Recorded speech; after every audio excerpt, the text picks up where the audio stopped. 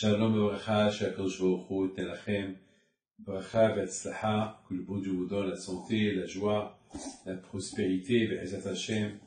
Bon, aujourd'hui, on va raconter un peu de belles histoires que nous avons entendues sur mon père Alav Shalom, le jour des 7 jours. Pendant les 7 jours de son décès, il y a un peu moins de 40 ans, de belles histoires que nous allons raconter. Et c'est une histoire qu'on a, vous savez, on a écouté des milliers d'histoires pendant les 7 jours. Mais c'est deux histoires qui m'ont le plus touché. L'une des histoires, il s'est passé qu'il y avait,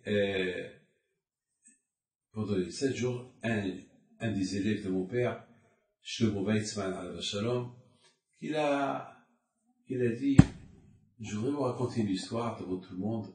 C'est une histoire que j'ai eue avec Rabbi Moshe Pinto, que j'avais pas le droit de la raconter, parce qu'il m'avait dit, le jour que je la raconte, je meurs.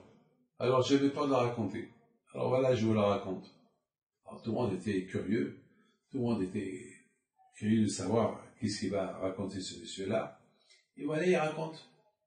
Il dit que, vous savez que Rabbi Moshe Pinto, il est venu en Israël 2 fois avant qu'il est venu s'installer en Israël.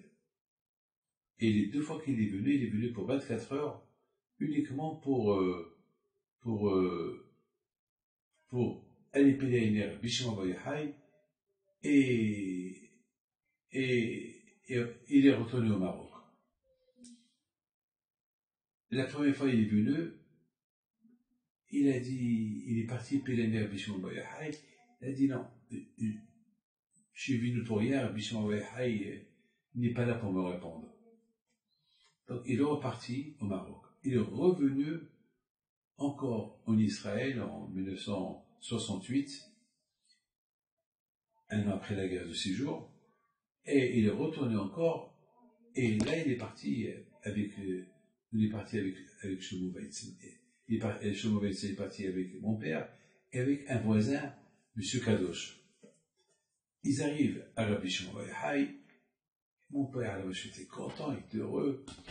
Il a dit à Shlomo Weizmann, c'est maintenant, Rabbi Shimon Bayahai m'a donné l'ordre de venir. Très bien. Alors il lui dit, tu sais, ce soir il y a Pidona Ben, ou demain il va y avoir une Brit Mila, un ami à moi qui habite à Safsofa, pas loin d'ici. Viens, on va aller là-bas on passe la nuit là-bas et demain, on retourne à Ashdod et je me repose un peu pour retourner à Paris-Maroc. Alors moi je lui dis, alors monsieur, je te mauvaise, il dit à mon père, Rabbi Moshe, il est minuit maintenant. Qui va nous accompagner à Safsofa? Et on descend en bas. On va faire le tramp. Stop. Peut-être quelqu'un nous accompagnera. Bon. On est descendu. Je ne peux pas dire non à Rabbi Moshe. Il y a une voiture Susita, une voiture israélienne, marque israélienne qui s'arrête. Elle dit, est-ce que vous allez quelque part? Oui, on veut partir à Safsofa. Je vous accompagne. Ben, je vous accompagne. Et il s'est arrêté exactement là où on entendait la musique marocaine, des piyoutim du Maroc.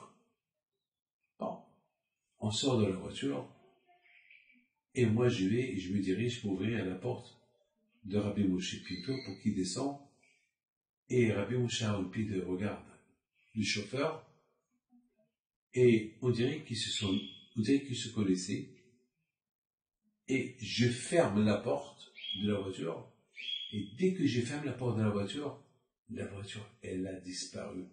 On n'a même pas entendu une voiture qui démarre. Il y a un gaz. Et surtout, il y a une voiture Susita. Lorsqu'il démarre, ça fait beaucoup de bruit. Il n'y avait rien. On a eu peur. Mon père nous a dit, écoutez, ce que vous avez vu, vous allez le garder à vie. Jusqu'au jour que je quitte ce monde. Après, vous pouvez raconter. Mais maintenant, ce serait le secret. Mais c'est qui? C'est pas la peine de savoir. On est venu pédaler à Bishma Bayahai. Point final. Bon, bien sûr. C'est pas la peine de trop imaginer. C'est ça, cette équipe. tzadikim, ils ont le droit de voir d'autres tzadikim. Voilà, c'est comme ça. Shlomo Weizmann, il nous raconte une autre belle histoire. Il nous raconte que lorsque mon père est arrivé à Ashdod, pour de bon, alors il a préparé une liste pour l'envoyer à Shlomo Weizmann pour acheter des choses qu'il avait besoin. Alors il y a un monsieur qui vient pour recevoir le bracha de mon père, et mon père lui dit, fais-moi un service, est-ce que tu es à pied ou tu es avec une bicyclette ou une voiture? Il dit, non, j'ai une bicyclette. Ah ben ça tombe bien. Voilà la liste. Tu vas au Mirkaz bête et il y a un magasin, une macolette, un magasin de Shlomo Weizmann. Donne-lui la liste, lui, il comprend. Je lui dis, mais je ne connais pas ce qu'est Shlomo Weizmann, moi, je ne suis pas d'ici. Mon fils, prends ta bicyclette, va au Merkaz Bet, là où la chaîne de la bicyclette, elle tombe, ça va le magasin. Il a compris, il écoute, il fait ce que le rabbin lui dit de faire. Il va. Et une fois qu'il est arrivé là où il y a les magasins, il voit que la chaîne, elle tombe, elle se casse. Il essaie de la réparer, il y a un monsieur qui vient vers lui. Je vois que tu n'arrives pas à réparer ta chaîne, je t'aide. Merci beaucoup, merci beaucoup. Il l'a aidé. Il dit, mais toi, d'où tu es? Je t'ai jamais vu ici. Il dit, non, moi, je ne suis pas de la ville. Je suis venu simplement recevoir le bracha chez Rabbi Moshe Aaron Pinto. Ah, il est là. Ah, je ne suis pas au courant qu'il est là. Oui, justement. Et il m'a demandé que je lui cherche quelqu'un qui s'appelle Shlomo Weizmann. Et il m'a dit que là où la chaîne va tomber, c'est le magasin de Shlomo Weizmann. Alors Shlomo Weizmann, il le regarde, il commence à rigoler. Il dit, Rabbi Moshe, il est aussi grand, plus grand que ce qu'il était avant. Ben, Shlomo Weizmann, c'est moi. Et c'est moi qui est en train de te réparer ta chaîne. Merci. Si tu peux aller maintenant chez Rabbi Moshe Aaron Pinto, dis-lui que j'ai reçu la liste, je l'amènerai tout ce soir. Voilà la belle histoire qu'on a écoutée pendant les 7 jours de mon père, de Shlomo Weizmann. Que sont les autres avec moi, mes frères?